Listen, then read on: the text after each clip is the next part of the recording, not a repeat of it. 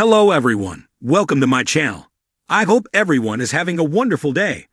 Before starting the video, please go ahead and hit the subscribe button and give this video a like up. It looks like it's one down, one to go this week on Young and Restless. Even with Jordan down for the count, Ian still poses a substantial threat, which plays out in the preview below. Claire, Nikki, and Victoria banded together to end things with Jordan once and for all and lure her into a trap. At the same time, Nick and Chance teamed up to locate Sharon and find out who Ian is in cahoots with, and they were able to connect him to none other than Jordan.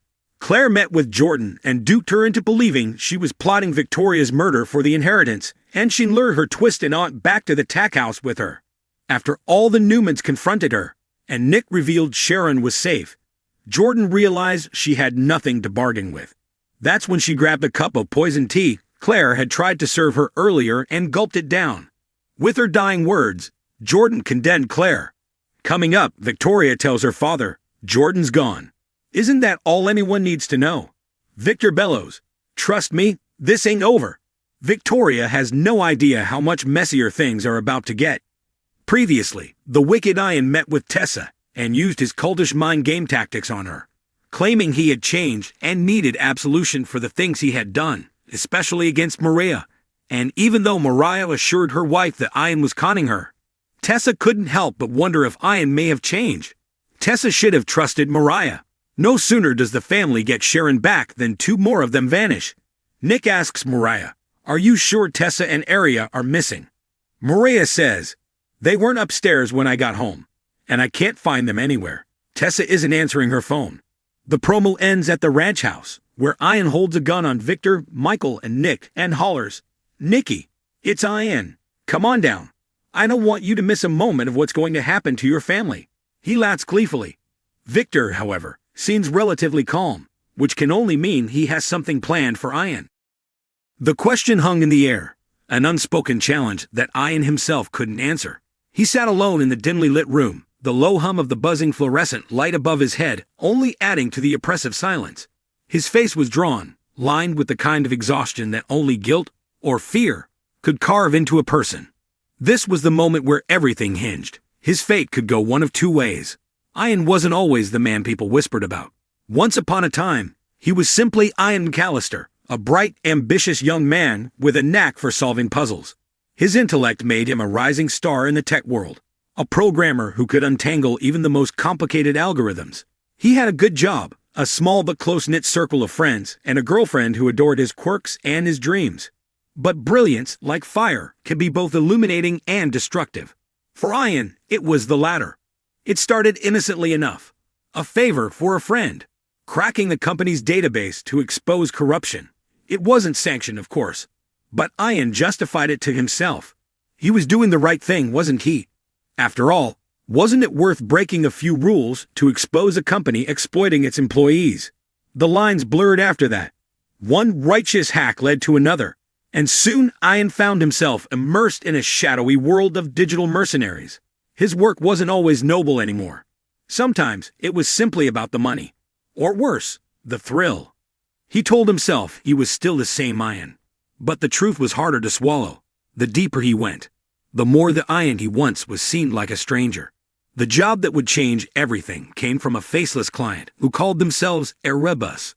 The offer was lucrative. Enough money to disappear forever and start fresh. But the stakes were high. Erebus wanted Ian to hack into a government database to extract sensitive information. Ian hesitated. This wasn't just a company or a private entity. This was the federal government. The consequences of getting caught weren't a slap on the wrist. They were a life sentence. But Ian was cornered. He owed too many favors to too many dangerous people. Walking away wasn't an option. He completed the job, his fingers flying over the keyboard with a speed and precision that would have been awe-inspiring if it weren't so criminal. But something went wrong. Erebus had set him up. Instead of a clean extraction, Ian's hack triggered alarms across multiple agencies. Within minutes, his safe haven of anonymity crumbled. One version of Ian's fate plays out with a finality that is chillingly quiet. When Ian realized Erebus had double-crossed him, he didn't wait for the authorities to catch him. He fled, a bag of essentials slung over his shoulder and adrenaline pumping through his veins. He knew he couldn't outrun the government. Not forever.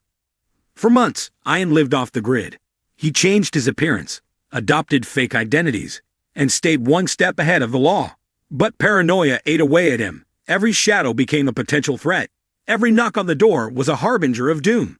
It was during one of these moments of desperation that Ian made a fatal mistake. He reached out to an old friend for help, someone he thought he could trust, but the friend, under pressure from the authorities, betrayed him. Cornered in a rundown motel, Ian faced a choice: surrender or fight back. He chose neither. Instead, he turned the weapon he carried for protection on himself. In his mind, it was better to go out on his own terms than to spend the rest of his life in a cell. The world would remember Ian McAllister as a cautionary tale, a man of great potential who burned too brightly and too recklessly. In another version, Ian's story doesn't end in death, but in a lifetime of reflection. When the authorities finally caught up to him, Ian didn't resist. He was tired. Tired of running, tired of hiding, and tired of the person he had become. He confessed everything, sparing no detail. In a way, it was a relief. For the first time in years, he wasn't lying, to himself or to anyone else. The trial was swift. The evidence against him was overwhelming, and Ian didn't bother to fight it. The judge's words were heavy: 25 years to life. Prison was a world Ian could never have imagined. It was harsh, unforgiving, and endlessly monotonous, but was also a place of transformation. Without the distractions of the outside world, Ian had nothing but time to confront his choices. He started teaching other inmates about coding and technology, using his skills to give them a chance at a better life once they were released. Slowly, he earned respect, not as a hacker or a criminal, but as a teacher, and years later, Ian's name resurfaced in the tech world, not as a cautionary tale, but as a symbol of redemption. His story became a reminder that even the most broken people could find a way to rebuild. The beauty of Ian's story is that it leaves room for interpretation. Perhaps his fate depends on how we, as readers, view justice, redemption, and the weight of our choices. Does Ian's death serve as a powerful, tragic end, a reminder of how easily ambition can lead to destruction? Or does his imprisonment offer a glimmer of hope, showing that even the most flawed individuals can change for the better? In the end, Ian's story isn't just about him. It's about us, our values, our beliefs, and our willingness to believe in second chances. And maybe that's the real ending. Not death, not prison, but a question that lingers, unanswered, inviting us to decide for ourselves.